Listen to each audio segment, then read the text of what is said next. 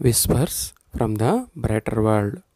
ప్రియతమ గురుదేవులు పూజ్య బాపూజీ మహారాజ్. శుక్రవారం జూన్ 8, 2000 సంవత్సరం ఉదయం 10 గంటలు.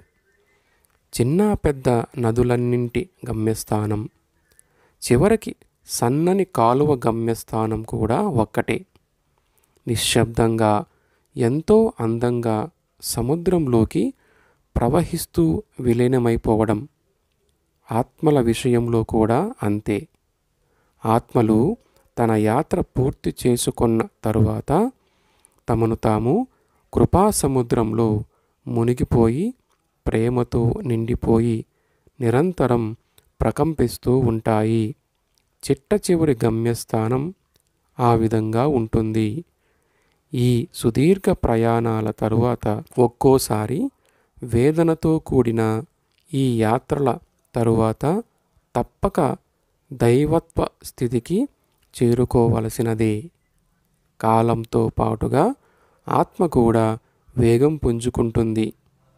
తన ప్రకంపనను తీవ్రం చేసుకొని తన లయకు అనుకూలంగా ఏకమై తన కక్షలో తిరిగే ఏర్పాటు చేసుకుంటుంది. ప్రేమతో ప్రకంపించడమే మనం చేరుకోవలసిన లక్ష్యం.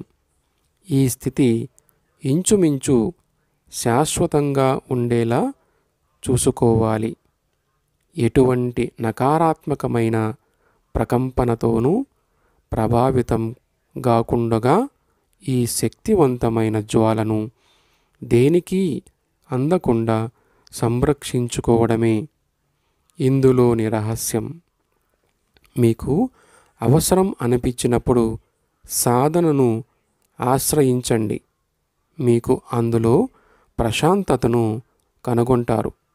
ఈ పవిత్ర ఒయాసిస్ ఈ భౌతిక అస్తిత్వం యొక్క ఒడిదుడుకులను ఎదుర్కొనేందుకు మీకు సహాయపడుతుంది. ఇదే మనకు ఖచ్చితమైన ఏకైక శరణ్యం. బాపూజీ మహారాజ్.